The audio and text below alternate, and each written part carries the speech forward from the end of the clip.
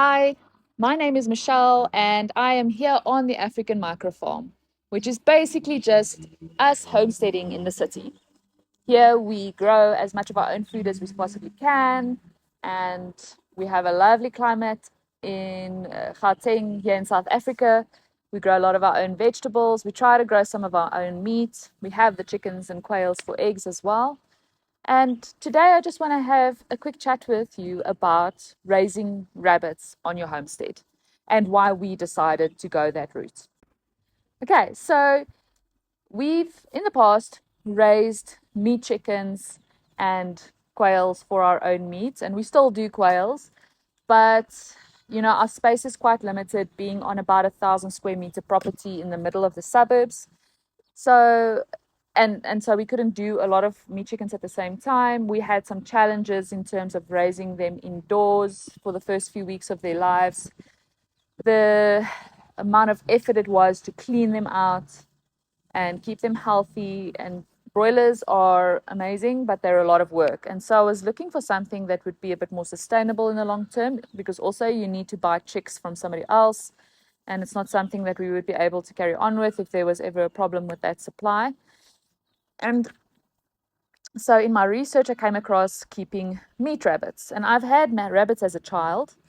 And I love rabbits, so it seemed like sort of a natural progression for us. And with my research, I came across a very truly South African breed called the SA Findulas. And we decided to opt with those, basically because we are proudly South African, and being able to support a South African breed was just amazing. And also because the Findulas that I had met were all lovely temperamented rabbits. They are all excellent mothers. They have good litter sizes. They do end up being about the same size as the New Zealand's are.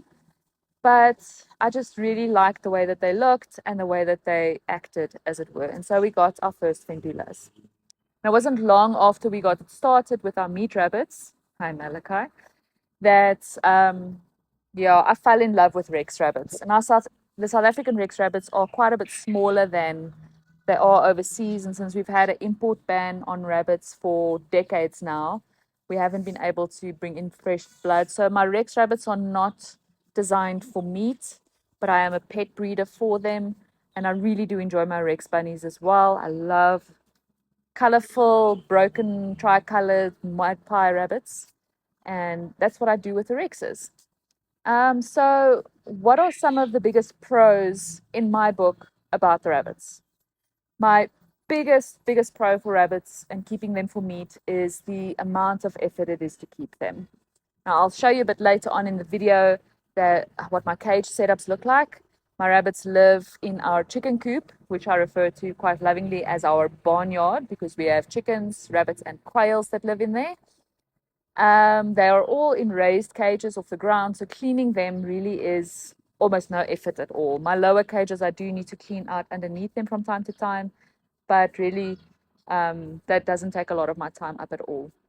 So keeping them clean really isn't an issue.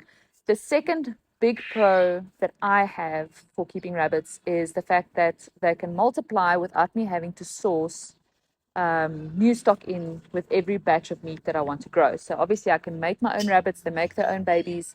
I'm not reliant on somebody else to get those creatures in. My third biggest pro for them is the fact that the moms raise the babies. So raising broiler chickens is a lot of hard work. For the first couple of weeks of their lives, you have to keep them in a brood box, which we kept in the house because we don't have an outdoor, like a shed or something that we could keep them in. And their brood box needed to be cleaned out every day. As they get older, sometimes 2 or 3 times a day, just to keep obviously the ammonia levels in the box low enough to keep the animals healthy and happy. And then obviously they need a lot of feed in that time. And the mommy rabbits do most of the legwork in raising the rabbits. So it's a lot less work for me to have to raise rabbits because the moms do all the work. And then once obviously you wean them at 6 or 7 weeks, you just have a few more weeks that you basically keep the rabbits in a low effort environment in their own cages, where you're basically just feeding and watering and checking on them. There's no scrubbing or anything like that involved, which is a huge plus for me. And there was another reason that I'll remember in a little bit. What are the cons of having meat rabbits? So getting started can be a bit expensive. In terms of rands spent, I paid about 450 rand for my first rabbits per rabbit. So I bought a trio of one buck and two does.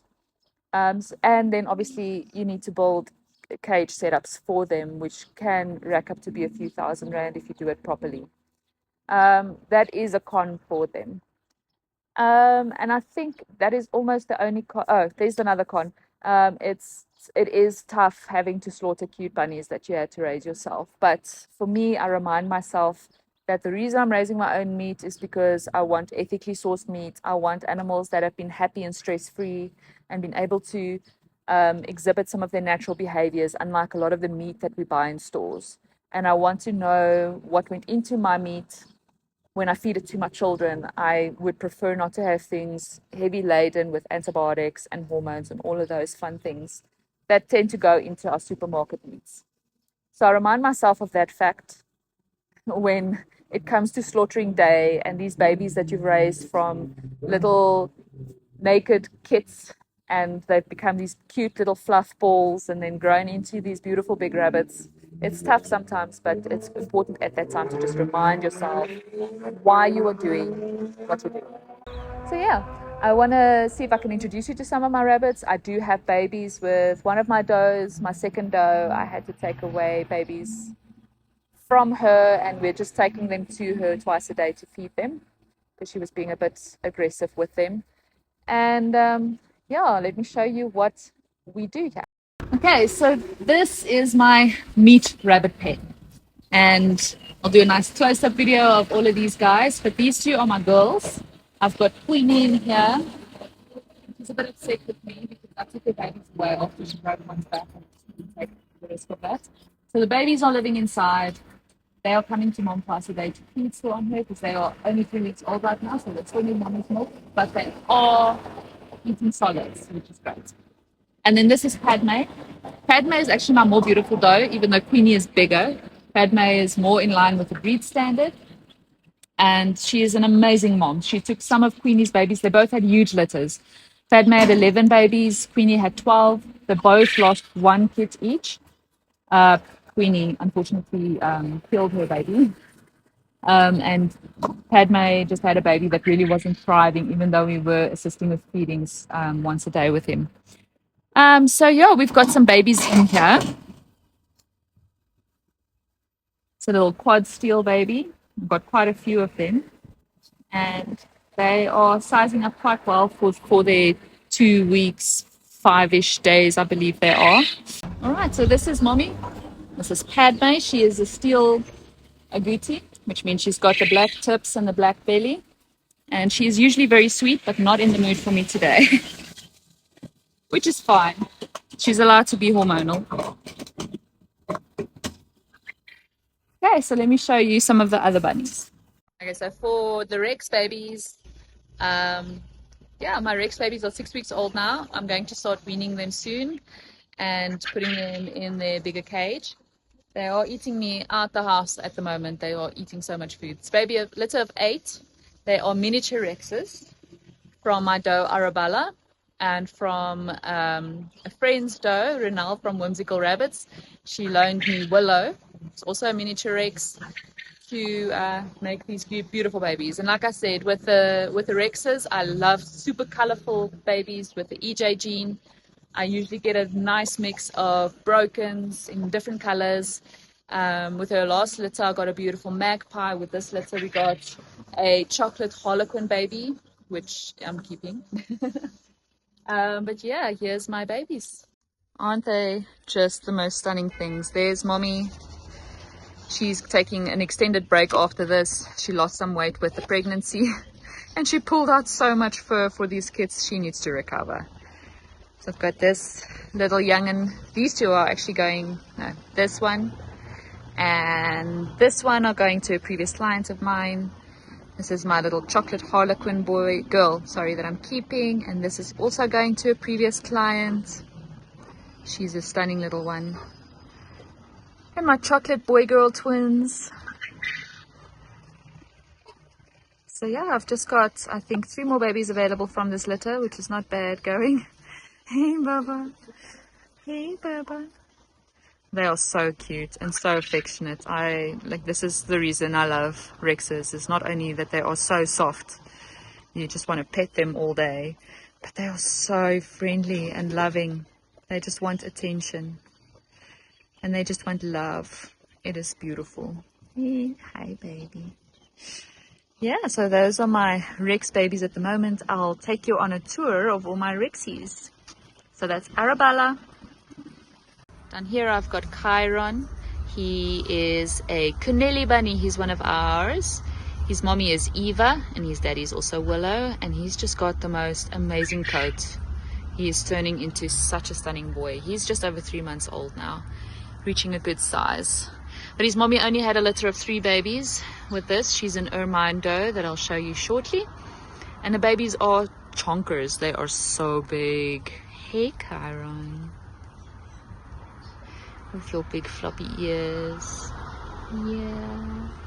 This is my doe, Selena. Oh, you shy? Are you hiding?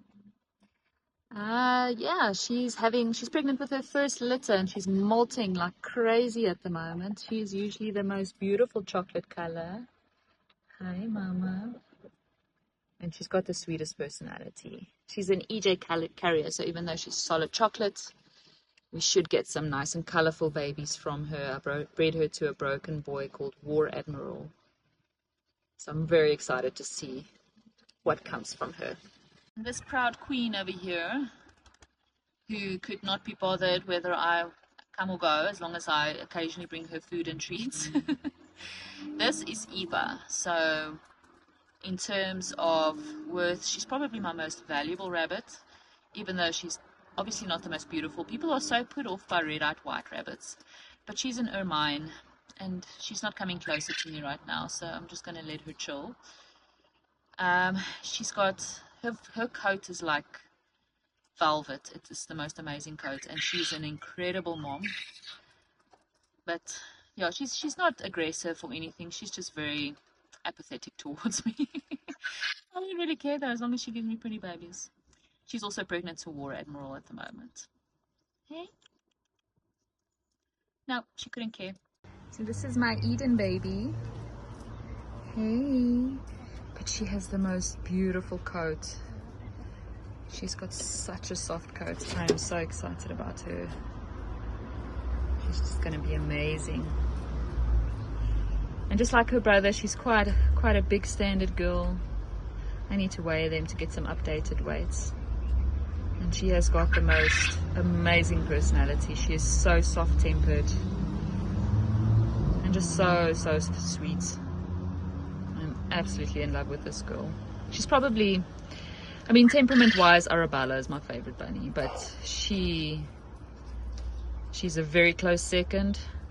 And looks-wise, I think breed standard and everything, this is my favorite rabbit in the whole rabbitry. Hey, baby. Can I say hi? Can I say hi? Hi, Felix. Isn't he gorgeous? Now his magpie markings aren't perfect. We need a darker ear on that opposite end. But he is a good start. Are you not going to come say hi to me today? Okay. And he's really not a bad looking Rex either. He's got nice shape, good head shape and everything. Nice big ears. So yeah, those are our bunnies. We have our meat bunnies and our pet bunnies, and I realize that the pet bunnies are far more than what our meat bunnies are at the moment, but that's because we can only eat so much rabbit meat, right? But we really enjoy them, and I'd love to hear from you what you think about keeping rabbits for your journey to self-sufficiency. If you do keep rabbits, which rabbits do you keep? And what are your challenges that you face? Is there something you would like us to discuss? And please give us a like and a subscribe. We are starting afresh. It is one of our first videos, but we hope to share our journey to self-sufficiency in the city. And we are working towards a goal of buying our own homestead, somewhere not too far from the city, but out of the city, so that we can live a more self-sufficient lifestyle. So we'll catch you next time here on Going Old.